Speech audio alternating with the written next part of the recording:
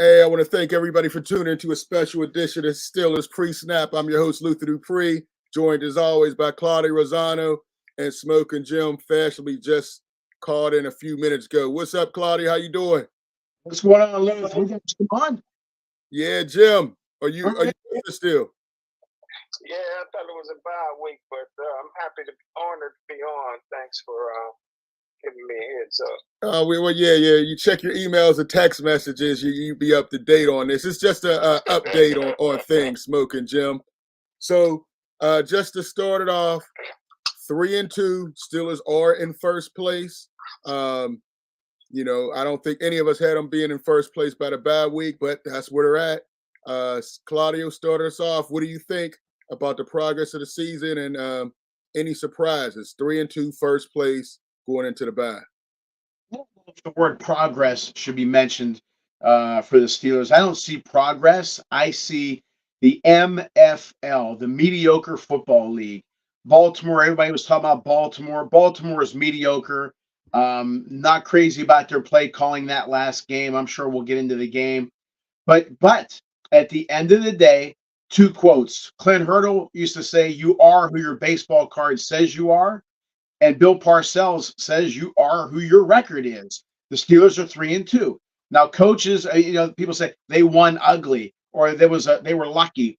Regardless, you lose. Sometimes you lose because of a freak play, and if you win by a freak play, that's terrific. They're 3-2. They're in first place. There's no reason why they can't continue this mediocre traveling distance because nobody in the conference is really that great. Baltimore's all right. Cincinnati's all right. Cleveland is so. They may have some spurts here and there, but there's no reason why the Steelers can't finish in first place, in my opinion. Okay. All right, Smoky Jim. 3-2. Your thoughts? What do you think about it, Jim? Yeah, congratulations on the Steelers. I mean, prior to the season, everybody said the AFC North was the best division in football. It's clearly the worst division in football. Worst? Wow. Okay. Is that it, Jim? Yeah. I'm good with Jim saying that, but even if you have two terrible fighters, two terrible golfers, it could be competitive because they're both lousy. You know what I mean? So I think that's where kind of Jim is right. It's not a good division. Uh, we have to quit listening to what the media tells us. That's another story. But it's just mediocre. MFL. Well, listen, 3-2. We got to look at some of the positive signs. I look at some of the things with some of the rookies, and we're going to get into the rookie class. 3-2. They did win some games I didn't think they were going to win, and they did lose pretty badly to some teams I didn't think they would lose so badly to. But one thing I can say, I do like the progress that Joey Porter has shown. He looks like he needs to get more time out there. Game on the line, you have him going up against Odell Beckham. At one point was one of the premier receivers in the league. And what does he do? He shuts him down, comes away, as you see on the screen, with a big interception. Joey Porter, Pittsburgh, Pro Football Focus has him. The passer rating allowed is 0. No one's caught a pass on him yet this year. I look at Broderick Jones. Again, his first NFL start. 37 pass block attempts, no pressures allowed. He's going to lock down the left-handed spot, like I tried to tell Smokin Jim at the beginning of the year when he said he would sit on the bench. Jim, you take another L for that one. You're welcome. Your first L of the season. I told you Broderick Jones would be starting before the bye week, and he would hold on to that spot. I'm right again. And we look at Keanu Benton. He's been showing signs as well. Cameron Hayward's been hurt, and he's been making progress. I like what he's been doing. So this draft class continues to make progress. And we also look at Darnell Washington. He's been playing more tight end. Freiermuth was out again. He got a lot of time as a tight end. I'd like to see him use more in the red zone. He's a 6'7" monster. I don't think we're getting the best out of him. And Matt Canada's not getting the best out of anybody. We can all agree on that. But the fact that they're 3-2, a lot of growth still left in the season. I'm not giving up yet. You guys have given up on Pickett. since the beginning of the year. What I saw last game, didn't play well, but when the game was on the line, what does he do? He makes a 44-yard completion to George Pickens.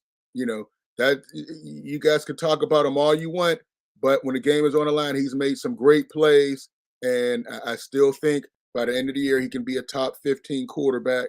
I still see that potential. He has to audible more because we know he audibled out of that 4-yard outplay that Matt Canada called and called for a bomb. I think that was a great play. Hey, Luther. Hey, Jim, you wait a sec and let me finish. Let me finish. And that was the game-winning thing. Make the audibles, Kenny Pickett. What, Jim?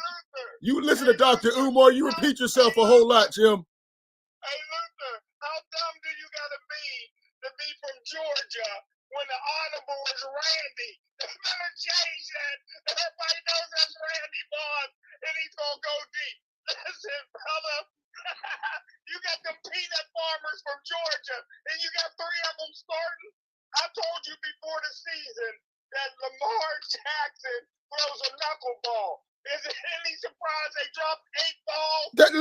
Listen. Oh no, Jim, you're not gonna put this. You're not gonna put this loss on him. They dropped 8 passes. Go to the Pro Bowl, Luther. That means he can't throw. Jim, you're wrong. They dropped 8 passes. Joey Porter Jr. no credit for that interception. He threw it right to him. He caught it, didn't he? Ike Taylor would have dropped it. I give him credit for catching the pass, Jim. Listen.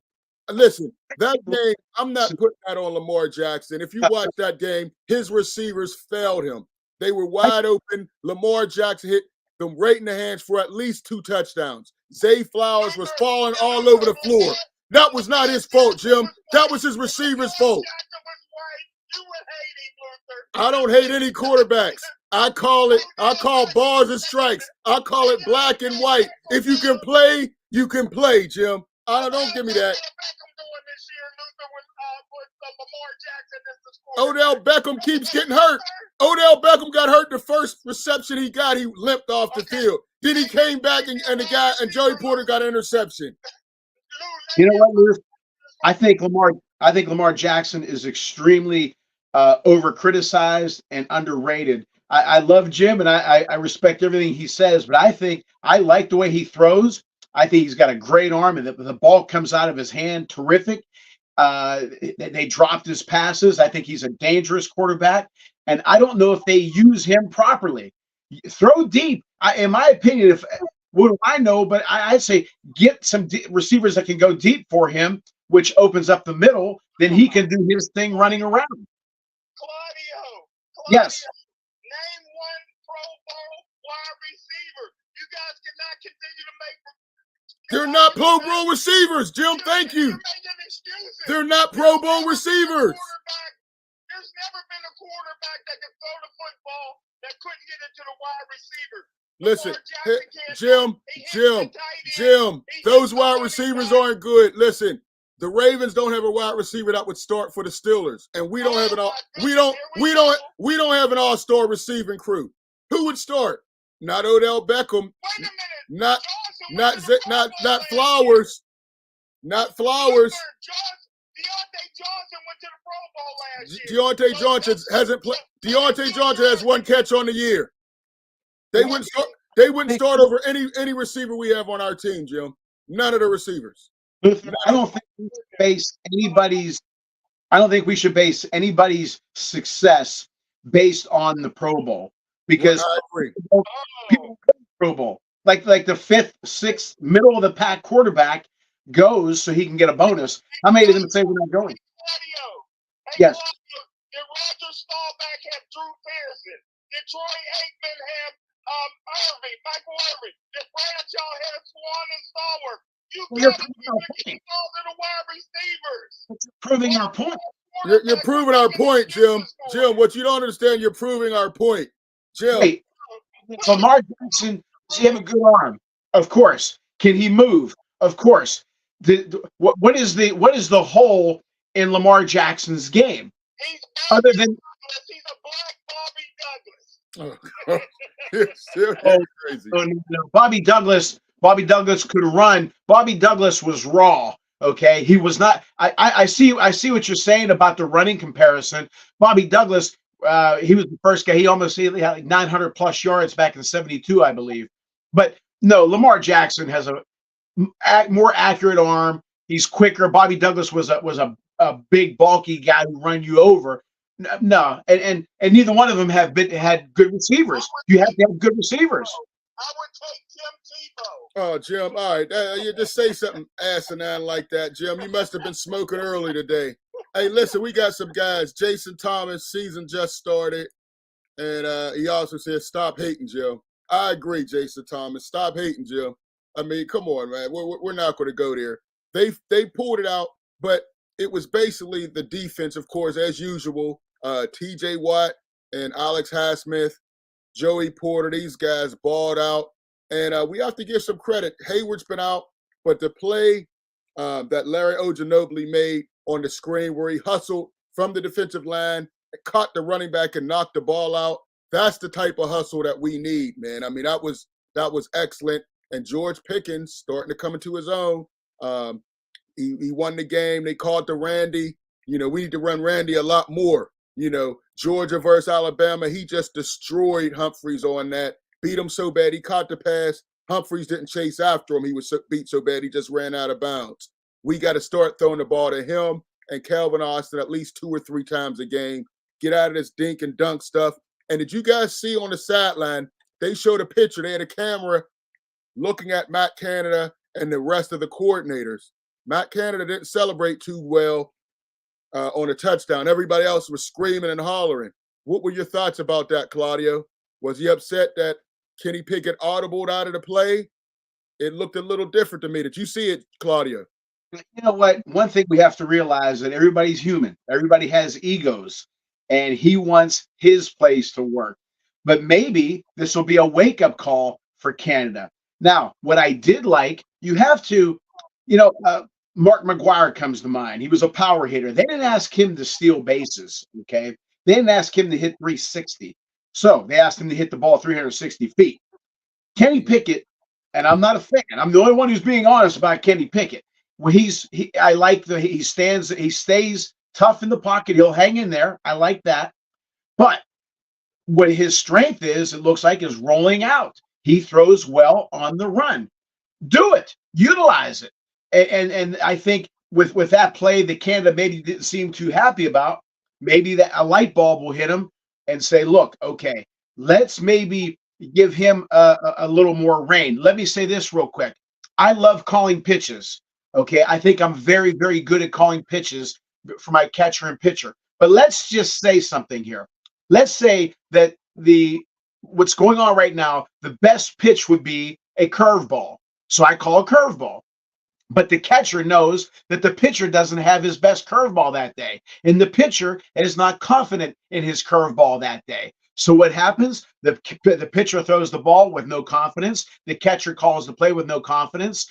And it's not a good pitch. So what I've decided to do the past couple years is let my pitcher and catcher call their own game. The catcher knows the speed, the break, and the accuracy and the command of the pitcher, and the pitcher knows what he can do and not do that day. So I let them do it. What I would do if I were, my point is, Matt Canada may call a play, and maybe it's not to the strength of Pickett. Maybe it's not to the strength of the team. Like the old Bradshaw days and all those guys, they called their own plays, okay? I'm not saying give him 100% reign of the play calling, but Pickett knows what his strengths are, and the team knows what their strengths are. Kind of don't just say it's my way or the highway type thing. Maybe give a little, come up with a game plan prior, okay? I know if one thing I like is if a guy's late on a fastball, throw him another fastball, that type thing. But as a quarterback, let him have a little more reign. Let him play with more confidence, not only physically, but mentally. And if he has confidence mentally, he'll have confidence physically. Okay. All right, Smokin Jim. I tell you what, man, you guys in the white media make it out, and I include you in that white media, Luther. Y'all make out too much. They call Tom Landry the plastic man. You know what I mean? Certain guys are not going to show emotion. Chuck Nolan show emotion. Vince Lombardi didn't necessarily show emotion. Tom Landry, you didn't know if they was up by 70 or down by 70. I tell you what, I respect Canada for not overreacting. That's what you're supposed to do on Randy. He coached him up to make that check off. They gotta maybe switch it to Cliff Branch for the next check off, because everybody gonna know Randy Moss is going deep. I mean, that's when you got somebody that's from Georgia, you gotta make it real simple. You can't say Omaha or something like that. You gotta say Randy Moss so he know what to do. But hey, I think I got a lot of respect for Canada for not overreacting from a pass that a seventh grader and a seventh grade receiver should be able to complete on that. He was wide open and he hit the guy. It was a great audible by Kenny Pickett. He changed the coverage. He saw a one-on-one with a Humphreys that can't cover. George Pickens coming back from injury. Excellent call. I hope he does it more often. Very impressive play with the game on the line. And once again, Claudio and Jim, he shows a lot of heart, a lot of moxie at the end of the games when the game is on the line. We've seen this a lot over the last 2 years. He just has to build upon it. And I think we're looking at something really, really special. I rewatched that Houston game. Yeah, I really enjoyed. I've seen a lot of special things from Houston. Well, both sides of the field, they really struggled that way. Come on, Jim. You're not going to be perfect, Jim. I mean, yeah, they struggle. But it's what they do. What they do against the first place Baltimore team. Hey, the Steelers left their heart in San Francisco, right? Ain't that the song? Listen, 3-2. They come back against a LA Rams team that's very beatable, a winnable game. So we gotta give them some credit. Once again, Tomlin's keeping the team as they go through these transitions. I was hoping they would make some changes to that offensive staff. There was a rumor that Byron Leftwich reached out, and nothing's going to happen. We'll see what kind of change. It looks like the Steelers are going to be struck. What's the rumor from the white media? I don't differentiate between white and black media. I just read what's in the news, Jill. I know you don't read, you just make up stuff. Jill was on one early today, Claudio. You know that. Hey, let's jump to the back to this. Pickett is running for his damn life. Let his line block for him. All right, Jason. Daddy Kingslayer. Good call out of Canada, Luther. I thought the same thing with him not celebrating. But I thought possibly Canada was waiting for the penalty because Pickett's pushed off. Okay. And we got Terry French. I think they'll win their next 4 games. Wow, that's a bold statement, Terry. We're going to look at the next 4 games. Hanging with Smokin Jim. Yeah. I think they were doing a little something before the show. Smoking the same thing, Terry and Claudio. Terry and Smokin Jim. Hey, listen, guys.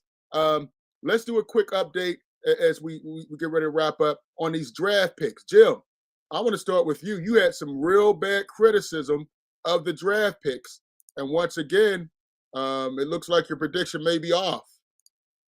What are your thoughts about that, Jim? So far, I'll tell you what, Lou. The Steelers didn't have a lot of draft picks this year. They didn't have a 5th round or a 6th round pick, and they didn't have, I believe, one of the earlier picks. But look here, man. First of all, Highsmith and Watt is getting double teamed, and that interior line can't stop anybody, and linebackers can't stop anybody in the running game. That goes for Benton. Benton may be a great wrestler, but he ain't making plays. That African makes one play a game, and you wanna give him a participation trophy. Was that a hustle play, Jim? Got a lot of problems. Highsmith and Watt is carrying that defense. As they should. Listen, the rookie class, you guys are dead. Joey Porter hasn't given up anything. He's only played in the dime all year long. Joey Porter will lead the league If he starts, he'll lead the league in pass interference. He's handsy. He has his hands. They didn't call it yet on him. He has no penalties yet. He refuses to tackle, Lou. He refuses to tackle. Name a tackle Joey Porter made. He refuses to tackle, Lou. He's going to be a problem. And I tell you what, I was wrong on Broderick Jones. I always liked Broderick Jones. I thought Dan Moore, who never got hurt a day in his life, high school, college, or pro, I said Dan Moore would start the entire season, but he got hurt. So I agree with you, Broderick Jones. This is his job. No, you mean you were wrong. Let's say you were wrong. How about that? You were wrong. You were wrong about Broderick Jones. Take the L, Jim. It's okay. You were wrong. I'll take it. I'll take it. And now so. I already said I moved your grade from a D- to a D+ A D+. in their draft now. I Okay. give it a D+. But look at what. Okay, Joey Porter. Now we're looking. A bum. A bum who just got the biggest interception of the year against Odell Beckham and a former MVP of Lamar Jackson. Look at the picture, Jim. Perfect position. You just said they don't have no wide receivers. You just said they don't have no. Make up your mind, Lou. They got great wide receivers. Did he make the play? Is Lamar Jackson a former MVP? Yes, he is. It was the biggest play of the game, Jim. Game on the line. He won that game. It was the worst throw I ever seen by a quarterback. It wasn't a great throw. He had 7 drops. He had said, okay, all quarterbacks have a bad throw, Jim, but you got to make the play. How many times have we seen quarterbacks be in position to make the play and not make it? He made the play. He made the play, Jim. Give him some credit.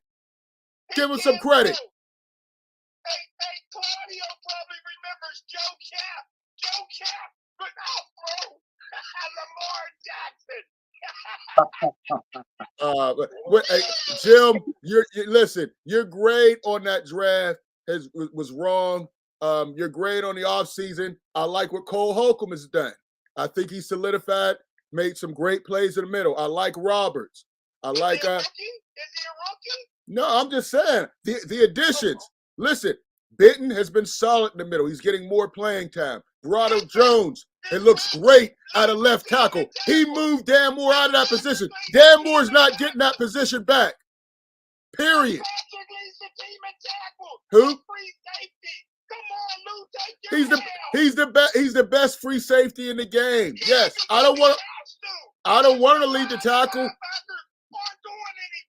Listen, they're an upgrade of Devin Bush, Spillane, and Miles Jack. Will you agree with that? Claudio, will you agree with that? I like Miles Jack. What, you like him in retirement? Because he retired before he came here. For me, I need to see more. I need to see more. So far. Claudio. What's that? So far, it's an upgrade over what they had last year. I'm with you. I'm Bush. I didn't like. I didn't say it was going to be Roquan Smith and Fred Warner. It's an upgrade. Yep, I'm with you. I'm okay. I'm okay with that. McCaffrey ran for 153 yards. McCaffrey's been running on everybody, Jim. What are you saying? He's probably the MVP. He's probably the MVP, Jim. Cleveland ain't even starting for. He ran for 117 in the second half. Okay, Jim, I didn't say they're all pros. I said it's an upgrade. Come on, Jim. Quit trying to be right and listen to what I'm saying. I didn't say they're all pros, but it's an upgrade over what we had last year, and that's helping the D. Let's jump. If it is an upgrade, it's a little upgrade. I don't think it's anything dramatic. I think, like I said, it's almost a push. Semantics. It's an upgrade. You guys know it, man. Come on now. You guys know it's an upgrade. But let's see what Terry is saying. Terry's saying college is way different than NFL. At some point, you have to drop these rookies in and make it a trial by fire. Yes, they're going to mess up, but that's part of it. I agree. Daddy Kingslayer Backett, I do somewhat agree with Jim. Oh, dang. The jury is still out on Joey Porter Jr., but I think he'll be good. Remember, Joey Sr. didn't start right away. Slayer never has anything to say about me. And Terry, yes, they're an upgrade to last year, only going to get better. All right, Terry. All right, yeah, I definitely agree with that. It's an upgrade. So I gave them a B last year. I'm satisfied with the draft grade I gave them. How about you, Claudio? What your draft grade? How do you think the rookie class is doing? giving them an actual grade because I didn't know enough about it. But I think, again, to Jim's point, Sean Rodriguez, who played for the Pirates, when he batted around 300 times a year, he was okay. He was effective. But when he batted 330, 340, he didn't do so well. He was exposed. I'm hoping that's not the case with Porter. As far as Broderick Jones, he seems like he's coming along well. I think they're not using Washington well at all. Now, let me say this too. Maybe, and I'm not riding the fence, maybe Washington isn't doing well in practice enough for him to start. I don't like that philosophy. Some players are practice players and not game players. Some are both. Now, Jim Leland, again, I've said this before. He said, I want the player who's good after the national anthem, not just before. I would put Washington in there. I think he's a stud and a half. I think he could be huge for Kenny Pickett. Freiermuth maybe is on the way down. I think Washington's on the way up. Joey Porter, let's just see a little bit more of him before we go crazy. So far, so good. Okay. All right, Jim, you want to add anything into that, Jim? How'd they do with the 5th and 6th round draft pick last year? Oh, they didn't have it, so you got to mark them down a little bit. They didn't have it. They didn't have another high. They didn't have another high draft pick because of Omar Khan, man. So you got to move. They moved up in the draft. Listen, you know what I mean, Lou? First of all, I would agree. Broderick Jones is doing very well. You have to have a pancake block. He's a finesse guy. He'll never pancake nobody. He didn't do it in college or pros. He's just a big. He's big looking in the uniform, but he's not going to pancake you. But I agree. He got sweet feet. I would keep him in there. Joey Porter, I would trade him right now for a 5th round draft pick. Joey's going to hurt you, Lou. And I tell you what, I don't know if they'll ever use. And I agree with Claudio. We love Washington. We love Washington. I don't know if they'll ever use him right. And when you got the 32nd best quarterback ranking-wise in the National Football League, now you got to say, I'm not saying that Pickett is the worst quarterback in NFL history, but he's in that conversation. Now you got to rate him with all the other 32 ranked quarterbacks in the history of the league. Luther. So, you know what I mean? I just don't see what you're seeing, dude. Listen, I'm not saying he's going to be all pro. I said I think he has the potential by the end of the year. You know, he's struggling with a limited offensive coordinator right now. I think he can improve. I'm not giving up on him yet. That's all I'm saying, Jim. So that's, we could agree to disagree. On the injury update, I'm hearing that Deontay Johnson is going to be back. He's going to sorely be missed. He's been missed a lot. I think he'll help. Jim is off the hook this morning, Terry said. Yeah, I agree, man. I don't know what he was. We always they have drug testing. We always got to do the smoking meter with Jim to see what he's smoking before the show, man. Because I don't know where he's at. He's way off with his topics today. But Deontay Johnson's coming back, and Hayward should be coming back soon. So hopefully, they're getting healthy at the right time. But right now, their offense, they've only scored 79 points all year. It's amazing that they're 3-2. But I still think they have the potential. Beginning of the year, I said they could win 9 or 10 games. I'm still sticking to it. That means they can win 6 more out of their next games. I could definitely see that as a possibility. How about you, Claudio? And then we'll quickly touch on Coach Prime before we wrap up. Claudio? Again, your grade. My overall grade for the team? No, I'm saying for what you predicted at the beginning of the year. How are you comfortable with what you said? I said about 9 wins. And again, not necessarily due to what great of a team they are or great coaching staff. It really is due to MFL, Mediocre Football League. Like they could make some noise, but now is the time to take advantage of things. They're 3-2. Don't stay in that mediocre range. Turn it up a little bit, like I tell my team. Make some changes, make some adjustments so they can improve. Don't just say, "Oh, we're 3-2. Let's keep doing what we're doing." Let's try some different things. put the right people in, maybe use the first 5 games as a barometer as far as who should be in there and who shouldn't be in there. But I think it's time now to turn it up a little bit. Okay. All right, Jim. I don't think we necessarily pay somebody to be the highest paid defense in the history of the National Football League and be satisfied with 9 and 8. I mean, come on, man. Luther, you really going out on a limb with your 9 and 8. Hey, listen, this is a Super Bowl championship team, talent-wise. They put together the worst coaching staff in the history of football, and they still rank him as the 3rd best coach in the NFL, which is a joke. The defense is so overpaid. You know, the offense got talent everywhere, and they're not putting it together. Or they're a run team, or they're a smash mouth team, or they're a chuck and duck team. We don't know. Right now, what we can see is we do not have anything right down at the quarterback position that gives us confidence that this team can win a Super Bowl, and that's what you got to do. College football got a lot of good quarterbacks. I would go get one of them bad boys in this year's draft. Real quick, Jim, points.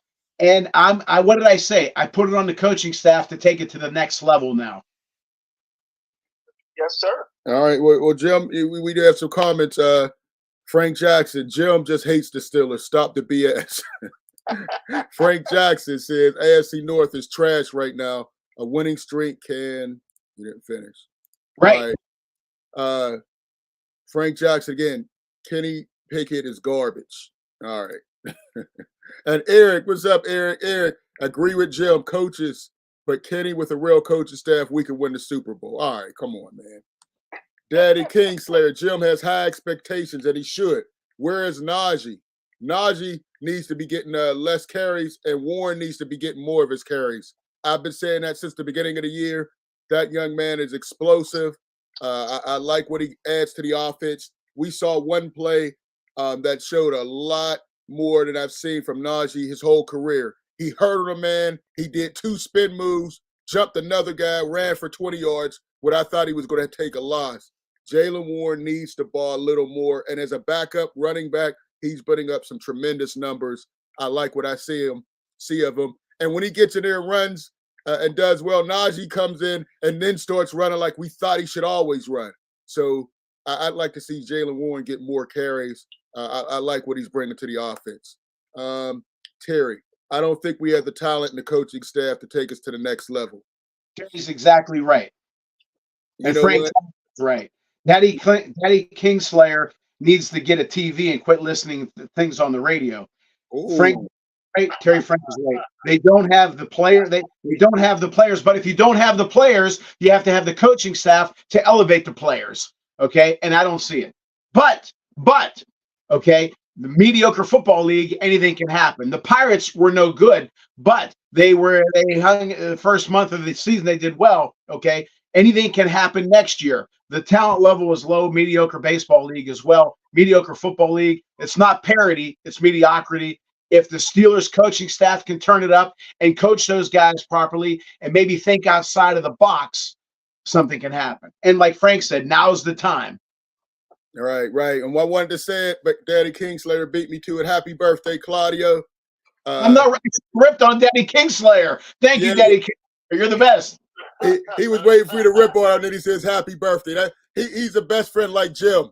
Jim will say you're his best friend and rip you to pieces. My best friend, Omar Cohen, and then just shred him to death.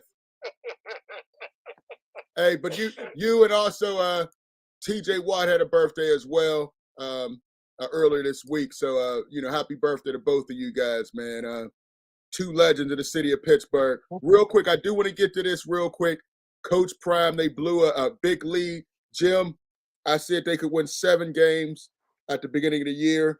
You said we went through it, and you said they would only lose 2. They've lost 3 already. What are your thoughts real quick about Coach Prime?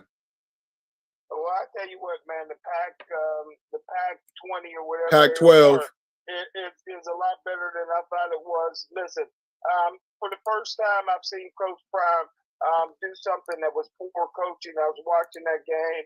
I taped that game. They were up 20-0 in the first half. Up 20-0, blowing the team out, and Coach Prime went for two to make it 22-20. I thought he was rubbing Stanford's nose in it. I think that gave Stanford the ammunition to go in at halftime and to come out motivated. And the wide receiver, 294 yards later, proved that Coach Prime should have just kicked the extra point. I think Stanford was ready to quit. That gave them motivation. You can't rub teams' nose in it, and Prime did that. That's the first thing. That's the first time I've seen him do a poor coaching decision. That one, that ball's a hang on Coach Prime. Something definitely happened. They clearly had more talent, and the fact is, one guy just destroyed them. That Alamanor, 294 yards. He basically ran a slant for 250 of those. No adjustment by the defensive coordinator. I've been critical of him the entire year. He's on the sideline going crazy, but making no adjustments. He's running around, turning red, screaming, but never did he make an adjustment on his defense to stop the slant. I thought it was disgraceful. He's been the weak link the entire time. Not that they have the most talent, but sometimes you have to make the adjustment. He's playing man-to-man. And another thing I disagree with, Travis Hunter, just coming back from injury. You can't play him like an Iron Man. He took a vicious hit on his second touchdown. I thought he lacerated another liver the way he got hit going in there. He's just coming back. He gets targeted 20 times on offense as a receiver. And then on defense, you have him against their best receiver who's coming off fresh. I didn't like the coaching strategy. I didn't like how there was a cornerback, Stoutmeyer, number 23. Dion said something to him, and he yelled back at Dion. Something is going on. I'm worried about the mentality of that team right now. You never see that. The fact that he yelled at Dion and still was back in the game, getting burnt left and right, I didn't like it. Where's the number one quarterback, Cremoni McLean? He should have been out there. He got beat one time, didn't see the field, but Hunter and Stoutmeyer were getting beat up and down the field constantly, and they didn't get pulled. Hey, Luther. I didn't like it. Jim, just say it one time. Criticism at all of Coach Prime. I just said it. Jim, I just said I'm worried about the locker room. Jim, I just said it. I'm worried about the locker room. I just said it, Jim. If you stop listening to hate and start listening to understand, you might understand that. I said he's losing the locker room because of the favoritism. Those guys, the Travis Hunters, they can go ahead and make mistakes and they're not getting pulled. But McLean, he's getting caught out in the media, getting pulled for no reason. They have two beast receivers that should have been more. Maybe Coach Prime wasn't there. He was getting another toe taken off. Oh, come on, Jim. Hey, Luke, couple things. No, hey, Jim. Luther was upset because Canada didn't show any emotion. He's mad at this guy because he showed emotion. That's number one. Number two, I think the media jumped on the bandwagon, and they will get off. The white media will get off the bandwagon quick. They will get off the bandwagon quick. Okay. Number three, Luther, you have a point, and this is just me. Okay, coming from an Italian, if a player mouthed off to me, there is no way in hell he's out that I take it or put him back in. Trust me when I tell you, I just can't do it. There's no way in hell I'd do that. Deion Sanders should have snapped on his ass and sat him down. Period. One thing, I have two rules: care for the program and never disrespect me. That's it. Care whatever is under the umbrella of caring for the program, and don't disrespect me. Number four, I think that the whole thing is more so far style than substance. Okay, Jim mentioned Tom Landry and those guys, and everybody has their own style. I'm not saying for Deion to be like Tom Landry or anybody else. I like the emotion. I like the passion. But sometimes the emotion can take over for the common sense of play calling. And I've messed up. If you buy my book, Lead from the Heart Up, Not the Neck Up, How to Create a Positive Winning Culture in the Office, get it on my website. I mentioned a story where sometimes I let the emotion get ahead of me and I messed up. Okay. But I think that this loss can do one of two things. It can either bring the team together and they can improve and climb and say, this is where we messed up as a staff and as a team and as people, or they're going to sink lower and everybody's going to say the hell with it. And I'm not sure which one it's going to be yet, but it's going to be up to Deion Sanders to come up with a speech, a talk to present to these young men. And it's going to be up to the young men to listen to him and take it to heart and go out there and apply it. Okay, all right. Let's jump to the phone line. Terry French says no more 10 p.m. college football games for me. That game was a heartbreaker and very frustrating. Yes, I was on the East Coast. We're up till 2, 3 in the morning. Terrible. Dion was complaining about that. All right. Frank Jackson says Coach Prime will get it right next year, just a rebuilding year. All right. Frank Jackson, white media hates Coach Prime. Jim starting something with that white media stuff, huh? Hey, listen. Hey, one thing we can say, Coach Prime has definitely made college football very exciting. People are watching it at record numbers, even at 10 o'clock game on the East Coast. But I think he'll get it together. Like I said, I only thought he'd win 7 games this year. Jim was one of the ones drinking the Kool-Aid, talking about 10 wins.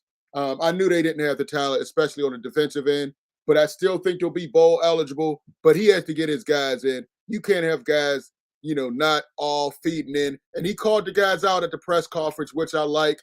I would like to see Stottmeyer put on a bench. I didn't like the way he responded when Coach Prime talked to him. I didn't like that at all. I would have sat him on the bench, and I hope he's on the bench after they come back from the bye week. That was horrible. Any last thoughts and what we could expect to see? Do you think there'll be any changes as we go before the next game with the Steelers offensively? Claudio? Changes. Again, you see what works. In my opinion, the rollout, the movement works. Use it, and if Pickett's audibleizing works, do it. What do I always say? Again, that I wrote in my book. If we pull the same rope at the same time, the same direction for the same purpose, we will get a great result. So if Pickett's audibleizing works, do it. If the rollout works, do it. It's common sense. Okay. Smokin Jim, any changes? What could we expect, Smokin Jim? The same old. Boy, would Baker Mayfield look good in this offense? Oh man, we would go to the Super Bowl if we had him. But I don't expect to see anything different. It's 3 yards in the cloud of dust in the AFC North. You know what? All right, let's jump to this. Terry French says, nope, no changes to the Steelers. That's their mindset, stuck in the past. Frank Jackson, Rooney's won't let Tomlin fire Canada. Okay. I don't think we'll see many changes either. I was hoping we could do some things, but it appears that everybody's right. We're not getting any changes. It'll be more the same. Hopefully Kenny Pickett will just audible a little more, and we'll see some better things out of there. But I'm not too convinced the offense is going to be that aggressive. Deontay Johnson coming back will improve. He's the best route runner on the team. He doesn't always catch it, but he at least gets open. So there'll be at least one receiver that Kenny Pickett knows will be open, and he could always just throw it up to Pickens. And if he has the arm strength, he can get it down to Calvin Austin. All right, Daddy Kingslayer. But Kenny got killed a couple games ago by rolling out too fast. I say run the power I. Wow, he said go back to the power I. All right, hey guys, Smokin Jim, Claudio, it's always a pleasure doing shows with you. Look forward to doing the Boxing Authority with you guys again tomorrow. Hey, I want to thank all the comments, all the callers, and Terry got to throw one in, drops in. Listen, man, I heard he's been working on his hand as well as his hamstring. He's not dropping any passes. That's the rumor. But I want to thank everybody for tuning in. Frank, Terry, Daddy Kingslayer, Eric, Jason, Frank, all you guys. Appreciate all you all. You have a great one, and we will catch you next time. Make sure you check out the website, SC Sports World, and ClaudioRosano.com. And we'll check you out next time. Peace.